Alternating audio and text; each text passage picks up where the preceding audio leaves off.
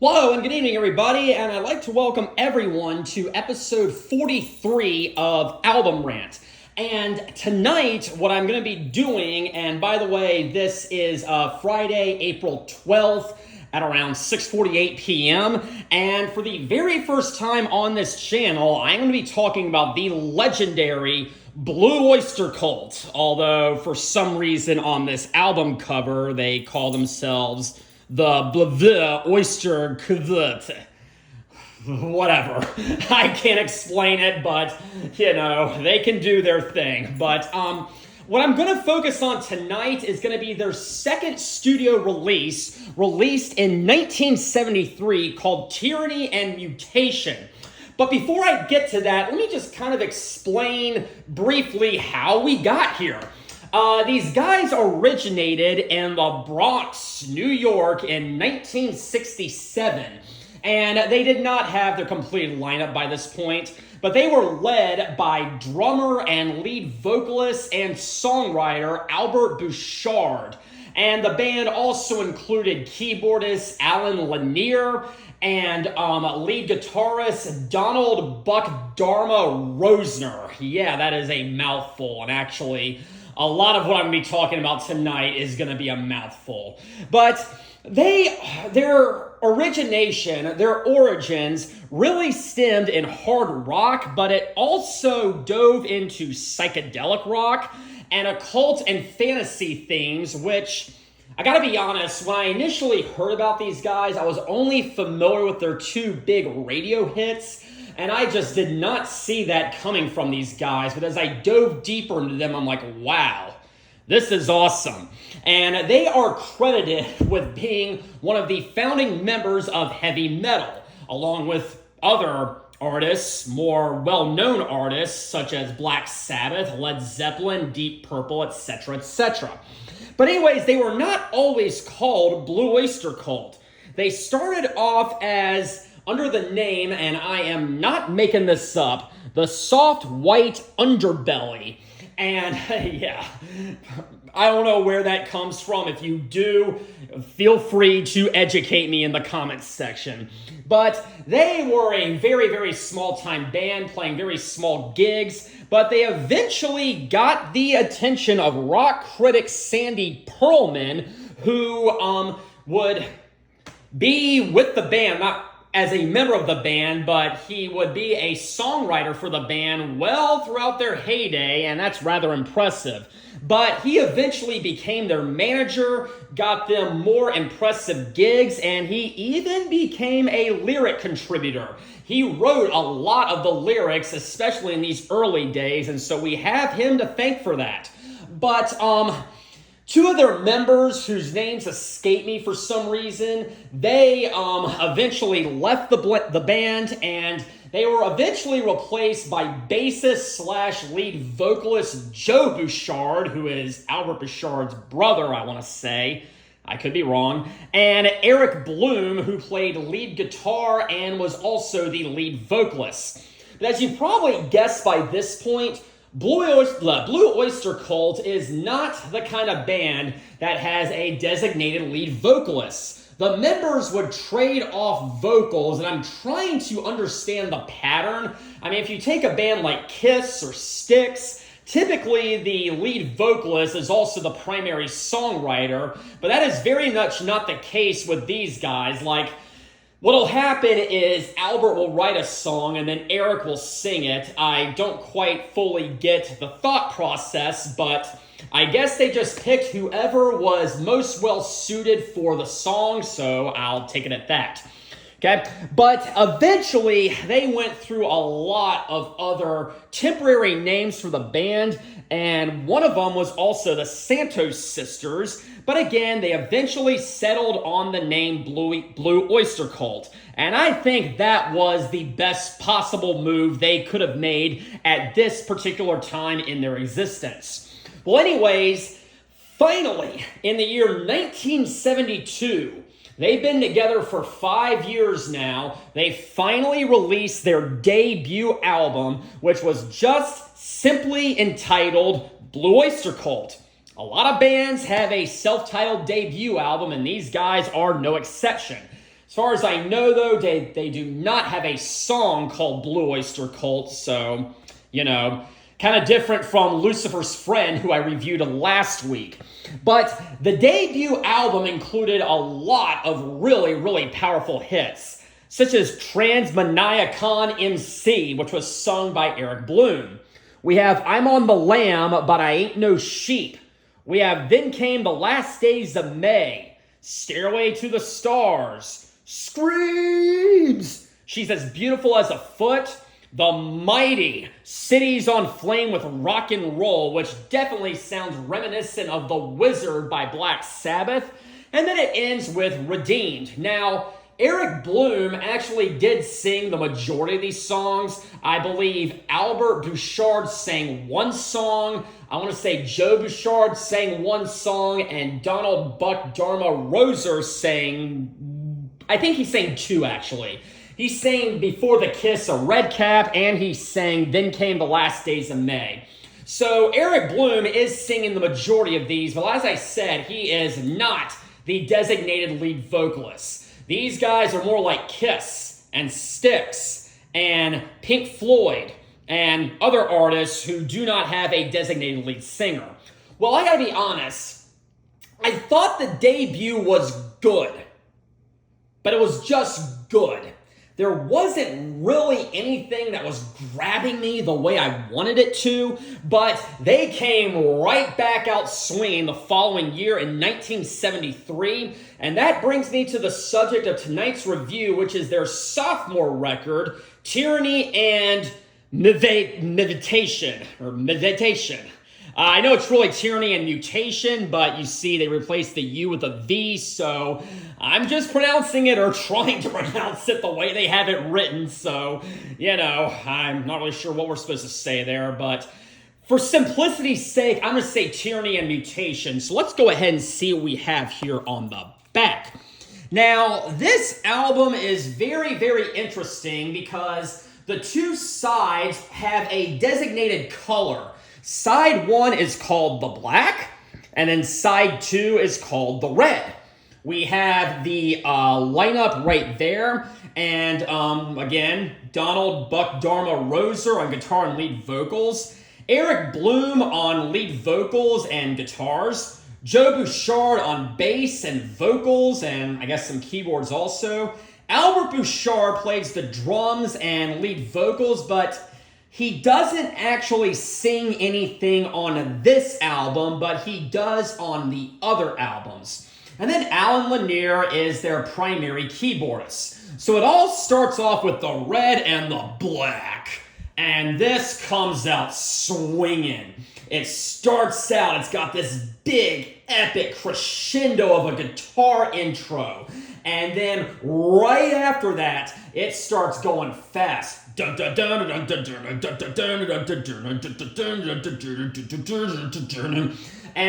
may have not been fully correct, but that is the very best I can do. And the lyrics start picking up, and Eric Bloom sings this one. And I think that was for the best, because out of all these guys, he is my favorite lead vocalist. But you're probably going to notice something. The lyrics sound very, very similar to a song off their first album entitled I'm on the Lamb, but I Ain't No Sheep. But I'm on the Lamb, but I Ain't No Sheep was a lot slower, a lot bluesier, and while I do like it, it wasn't quite my favorite, but I love the red and the black. This thing is much faster, much more raw, and much more aggressive. And this suits my personal preference a lot more than I'm on the Lamb, but I Ain't No Sheep did. It almost sounds like punk rock in a sense. I know this has never really been described as punk rock, but something about it just kind of reminds me of punk rock for some reason. But anyways, I think it's a fantastic opener, and I think it kicks things off very well. They definitely upped it a notch from their previous album, and I absolutely love it. And then it ends with what sounds like some very psychedelic-y keyboards or synthesizers. I'm not fully sure, but it's pretty trippy, I'll say that.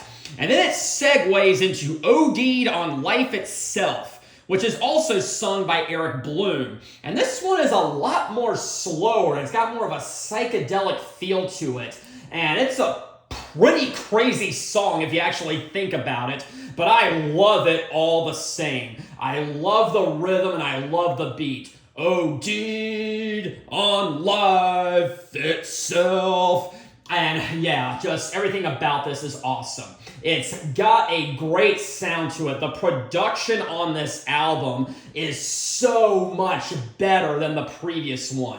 The sound of this album is so much better, and I am so incredibly grateful for that. But yeah, OD'd on Life Itself is an absolute hit, and I love it. Then we get Hot Rails to Hell, which is a little bit more straightforward, actually. It sounds more of a traditional rock song, which I, can kind of dig. This one is sung by Joe Bouchard, and unfortunately, I'm going to be honest, I don't find him as strong of a lead vocalist as Eric Bloom. I mean, he can definitely do a much better job than I can. I am a terrible singer, but the thing is, I'm not in this band. He is, and I just don't think he's quite as good as Eric Bloom, but he's still pretty solid. This one is really, really fast, and was another big hit for the band, and this was actually this was the only single that was released from this album, and I think that's a shame, actually, and what's even a bigger shame is it didn't actually chart, and I really think that, the critics may have been a little bit too hard on this one because it's a great song. Like I said, it's very fast, very, very raw and aggressive, but still, it's definitely very produced, but it's got definitely a raw feel to it. And I think the rhythm is great, and I really, really love it. But then we come to probably the centerpiece of the Black Side. And we have 7 screaming Diz-Busters, which starts out again with a nice little guitar intro. Dun dun dun dun dun dun dun dun dun dun. And this one is, again, it's slower, but it is such a great jam session. They are just rocking out in the middle of it. Again, it starts slow, but it does start speeding up quite a bit towards the middle and towards the end. And I think that it rocks very well, and I think that it's, once again, a very good jam session. There is a live version. Actually, there's multiple live versions out there, and they really step it up a notch. Actually, if you buy this album on CD, there's a live version of 7 Screaming Diz-Busters on it, and it runs for 14 minutes. The studio release is 7 minutes and change or so, but that live version is a lot better because, again, they just really expand it out in the middle, and I think that is a really, really added bonus. So if I had to pick a favorite from the Black Side, ooh, this is a tough one. So many great songs, but I'm probably going 7 Screaming Diz-Busters. Such a classic Blue Oyster Cult song, and for that, I am going to give this round to 7 Screaming Diz-Busters. Now, if I had to maybe make this decision another day, I would probably say something different, but that's what I'm saying tonight. So now we're going to move to side 2, which is called The Red. And it starts with Baby Ice Dog, which is also sung by Eric Bloom. And this one's pretty fast, and it's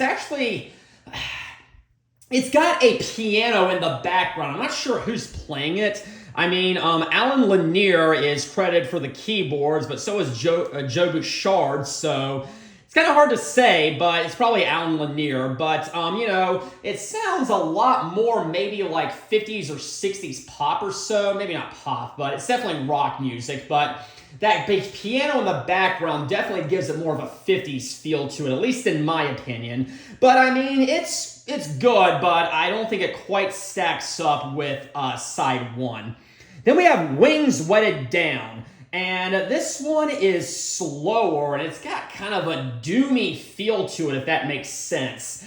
Joe Bouchard sings this one again, and Something about this one doesn't quite sit as well with me as maybe some of the other songs. I mean, it's still a very classic Blue Oyster Cult song, but I don't know, the chorus just goes, wings wetted down, and I thought it sounded a little bit whiny, at least in my opinion, and I'm not sure if I really care for that, but it's still a very solid song. Then we come to Teen Archer. And this is the one and only song that is sung by Donald Buck Dharma Roeser. And, let me back up. Like I said, Eric Bloom is my favorite lead vocalist from Blue Oyster Cult. Buck Dharma sang the two big hits this band has done. Don't Fear the Reaper and Burnin' For You, which were released later. They have not released those yet. But I didn't really care for his vocals on either of those, but I think he does a much better job on here. And the rhythm has once again, a staccato to it. It goes dun-dun-dun, dun-dun-dun-dun, and it's still a lot faster, and it's faster than Wings Wetted Down, and I kind of dig this one, actually. I mean, I usually am not a huge fan of his songs, but I think it really comes together very well here. But then it ends with Mistress of the Salmon Salt, Quicklime Girl. Yes, that is kind of a mouthful, but, why break precedent? And this one is sung by Eric Bloom, and it picks things right back up, and it's very fast. But the verse, at least, the whole band isn't fully kicking in yet. I mean, I think it's just led by the bass, I want to say, and the drums. But then during the chorus, the chorus is very, very simple. He's just going, Quicklime Girl, and I did that incorrectly, but it's the best I can do. And things do start picking up there, so, I respect it at least for that. But I gotta be honest, the red side is not quite as epic as the black side, but my favorite from the red side is definitely Mistress of the Salmon Salt, Quicklime Girl. But having said that, do I recommend this album? I absolutely do. In fact, the first 3 albums at least, this one, the debut, and Secret Treaties, I recommend all of them. This is a very solid Blue Oyster Cult album.